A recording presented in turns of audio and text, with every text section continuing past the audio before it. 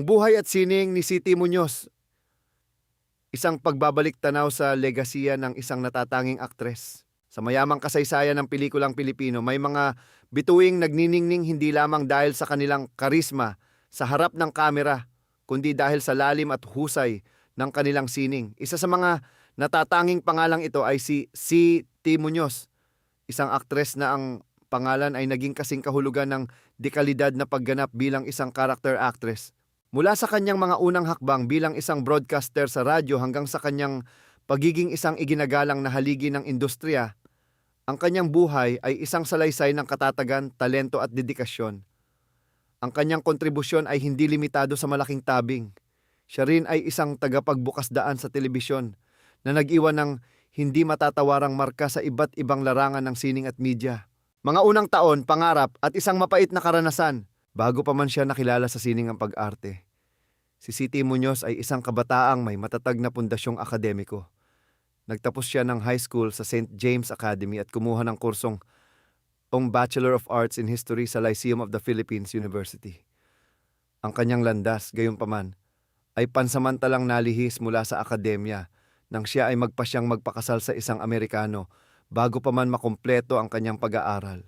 Ang desisyong ito ang nagdala sa kanya sa New York kung saan binalak nilang magsimula ng bagong buhay. Subalit, ang pangarap na ito ay napalitan ng isang trahedya na lubos na sumubok sa kanyang katatagan. Sa kanyang pagbubuntis, naranasan niya ang isang di inaasahang pangyayari. Napaaga ang kanyang panganganak at isinilang niya ang isang pares ng kambal. Sa kasamaang palad, ang mga sanggol ay agad ding binawian ng buhay. Ang pagkawala ng kanyang mga anak ay nagdulot ng matinding dagok sa kanyang emosyonal na kalagayan at nag-iwan ng malalim na sugat sa kanyang puso. Ang trahedyang ito ay naging isa sa mga pangunahing salik na nagdulot ng lamat sa kanyang pagsasama ng kanyang asawa. Dagdag pa rito, ang kanilang relasyon ay nabahira ng matinding selos mula sa kanyang kabiyak na may mga pagkakataong humantong sa pisikal na pananakit. Ang bigat ng mga pinagdaanan, ang pagkawala ng mga anak at ang isang abusadong relasyon ang nagtulak sa kanilang pagsasama sa tuluyang pagwawakas makalipas ang 4 na taon. Sa edad na 22, nagpasya si Muñoz na lisanin ng Amerika at bumalik sa Pilipinas. Dala ang pait ng nakaraan. Determinado siyang muling buuin ang kanyang sarili at magsimula ng panibagong kabanata sa kanyang buhay. Ang pagsisimula ng karera sa radyo, isang bagong tinig, isang bagong pag-asa. Sa kanyang pagbabalik sa Pilipinas, hinarap ni Muñoz ang hamon ng paghahanap ng trabaho upang muling itaguyod ang kanyang sarili. Ang kanyang kahusayan sa pagsasalita ng wikang Ingles na nahahasa sa kanyang paninirahan sa Amerika ang naging susi sa pagbubukas ng isang bagong oportunidad. Nag-apply siya sa himpilan ng radyo na DZBB na pag-aari ng Amerikanong si Bob Stewart. Sa mahigit 100 aplikante, ang kanyang talento at husay sa komunikasyon ang namukod tangi at siya ang pinalad na mapili para sa posisyon. Nagsimula ang kanyang karera sa radyo bilang kapalit na host ng tanyag na programang Homemakers Club of the Air. Sa sahod na 100 piso, sinimulan niyang pagyamanin ang kanyang bagong propesyon. Hindi nagtagal, ang kanyang mainit at malinaw na tinig ay naging pamilyar sa mga tagapakinig. Ang kanyang natural na galing sa pag-host ay nagbigay daan upang siya ay makilala at hangaan. Kalaunan dahil sa kanyang lumalagong reputasyon, lumipat siya sa himpilan ng DZP Pwes upang pangunahan ang sarili niyang programa, ang Women's Club of the Air. Ang tagumpay ng programang ito ang lalong nagpatibay sa kanyang estado bilang isang kilalang personalidad sa radyo. Ang kanyang popularidad ay umabot sa punto kung saan siya ay kinuhang maging isang kamay girl, isang prestihiyosong pagkilala noong panahong iyon na lalong nagpasikat sa kanya. Sa gitna ng kanyang namumukadkad na karera sa radyo, hindi niya kinalimutan ang kanyang naudlot na pag-aaral. Nagbalik siya sa universidad upang tapusin ang kanyang kursong AB History. Matapos makapagtapos, sinubukan niya ang pagtuturo habang ipinagpapatuloy ang kanyang trabaho bilang radio host. Dumating ang panahon na kinilala si Siti Muñoz bilang isa sa mga highest paid radio stars ng kanyang henerasyon, isang patunay sa kanyang dedikasyon at talento sa larangan ng broadcasting. Pagpasok sa daigdig ng pelikula, ang pagsilang ng isang bituin, Ang tagumpay ni Muñoz sa radyo ang nagbukas ng pinto para sa kanya sa isa pang larangan. Ang pelikula. Isang malapit na kaibigan, ang magazine editor na si Ernie Evora, ang humimok sa kanya na subukan ang pag-arte. Bagamat sa simula ay may pag-aalinlangan at hindi buo ang kanyang loob, pinakinggan niya ang payo ng kaibigan. Ang kanyang unang pagsabak sa pelikula ay sa Rosalinda, kung saan nakatambal niya ang aktor na si Rodolfo Ruiz.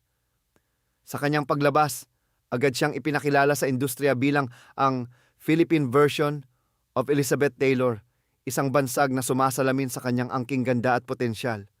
Ang paghahambing na ito, bagamat isang malaking karangalan, ay isang bagay na hindi niya lubos na naging komportable sa paglipas ng panahon.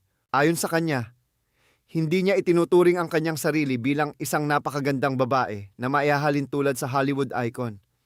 Sa kabila nito, sinubukan niyang gampanan ang bansag sa pamamagitan ng paggaya sa hairstyle ng banyagang aktres. Hindi nagtagal nakatanggap siya ng alok mula sa isa sa mga pinakamalaking film studio noon, ang Sampaguita Pictures. Sa bakuran ng Sampaguita, nagsimulang magniningning ng husto ang kanyang bituin. Ang kanyang mga unang pelikula ay naging matagumpay, na nagresulta sa sunod-sunod na proyekto kasama ang mga pinakasikat na aktor ng panahong iyon. Kabilang sa kanyang mga naunang pelikula ang kasaysayan ni Rudy Concepcion, 1952, Texan, ang manok na nagsasalita, 1952, ang pagsilang ng Mesyas, 1952, Tulisang Pugot, 1952, at El Indio, 1953,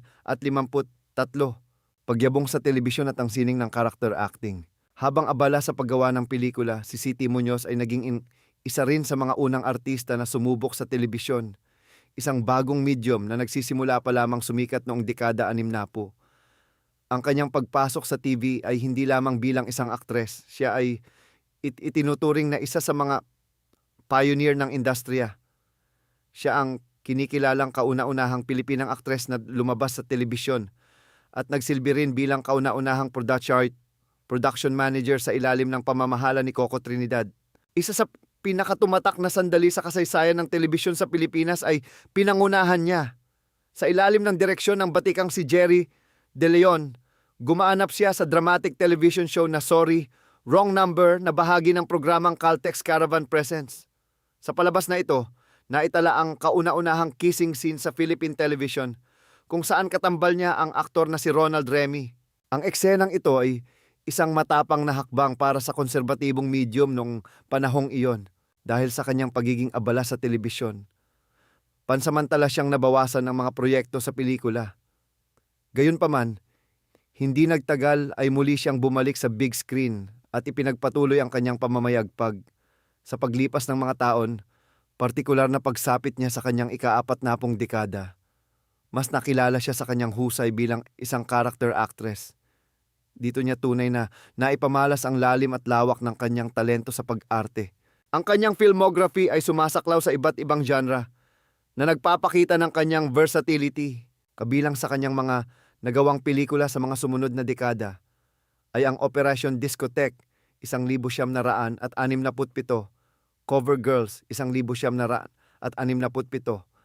Mad Doctor of Blood Island, 1968, Destination Vietnam, 1968, Black Hawk Commandos, 1968, The Evil Within, 1970, My Funny Girl, 1971, Star Irara, 1971, Lilet, 1971, Huwag Mong Angkinin ang Asawa Ko, 1972, Kung May Gusot, May Lusot, 1972, Paru-Parong Itim, 1973, Dalawang Mukha ng Tagumpay, 1973, at Daigdig ng Sindak at Lagim, 1974, at marami pang iba. Ang kanyang karera ay tumagal ng halos 5 dekada. Isang testamento sa kanyang walang kupas na talento at pagmamahal sa sining. Mga personal na salaysay at profesional na pananaw. Sa likod ng kanyang profesional na imahe ay isang babaeng may sariling mga prinsipyo at pananaw. Sa isang panayam, ibinahagi niya ang isang insidente kung saan nagalit sa kanya si Dr. Jose Doc Perez na tinatawag na Mami Vera ng Sampaguita Pictures. May nagparating dito na si Muñoz ay hindi marunong makisama sa kanyang mga kapwa-artista. Dahil dito, siya ay nasuspindi ng 1 linggo nang magkaroon sila ng pagkakataong mag-usap na ipaliwanag ni Muñoz ang kanyang panig. Inamin na yan na minsan ay nahihirapan siyang makihalubilo, lalo na kapag ang usapan ng kanyang mga katrabaho ay napupunta sa mga paksang sexual. Kapag ganito na ang takbo ng kwentuhan, mas pinipili na lamang niyang umiwas, umupo sa isang sulok at magbasa ng libro tuwing may pahinga sa set. Ang paliwanag na ito ang naglinaw ng isyu sa pagitan nila ng matriarch ng Sampaguita. Ibinahagi rin niya ang kanyang mga naging hamon sa simula ng kanyang karera. Dahil mas bihasa siya sa pagsasalita ng Espanyol at Ingles, naging problema niya noong una ang pagbigkas ng Tagalog. Pinagsumikapan niyang pag-aralan at paghusayan ito upang maging epektibo sa kanyang mga papel. Ipinagmamalaki rin ni Muñoz ang kanyang kakayahan sa pag-awit at ang pagkakataong makatrabaho ang ilan sa mga pinakamahuhusay na direktor sa kasaysayan ng pelikulang Pilipino tulad nina Jerry De Leon, Lino Broca at Ismael Bernal. Ang pagtatrabaho sa ilalim ng mga henyong ito ay isang malaking karangalan para sa kanya. Minsan din siyang napipisil na manalo ng Best Actress Award mula sa Asian Film Festival para sa isang pelikula. Subalit, nagkaroon ng problema nang walang ibang delegadong dumalo mula sa Pilipinas, na naging dahilan upang magdesisyon ang mga hurado na huwag na lamang ibigay ang parangal. Mga huling taon, muling pagsibol at pamana matapos ang kanyang maikli at mapait na pagsasama sa kanyang unang asawa. Hindi na muling nag-asawa si Siti Muñoz. Sa kanyang pagtanda, nanirahan siya sa isang condominium unit na inaalok sa kanya ng aktres na si Cherry Pie Picache. Sa panahong ito, dumanas siya ng isang malubhang aksidente nang siya ay madulas sa banyo na nagresulta sa pagkabali ng kanyang balakang. Ang aksidente, kasama ang mga hamon ng pag-iisa, ay nagdulot sa kanya ng mga sandali ng kawalan ng pag-asa. May mga pagkakataon na nais na niyang sumuko sa buhay.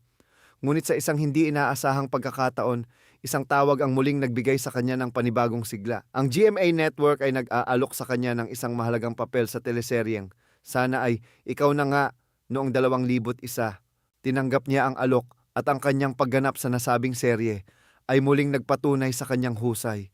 Ang palabas ay naging matagumpay at tumagal ng 2 taon sa ere, na muling nagpakilala sa kanyang talento sa isang bagong henerasyon ng mga manonood. Ang proyektong ito ay nagsilbing huling hininga ng pag-asa na muling nagpasigla sa kanyang kalooban. Matapos ang serye, muli siyang namahinga sa showbiz. Noong Abril 2009, si Siti Muñoz ay pumanaw sa edad na 80 dahil sa heart failure. Si Siti Muñoz ay hindi isang queen of movies o isang superstar sa tradisyonal na kahulugan.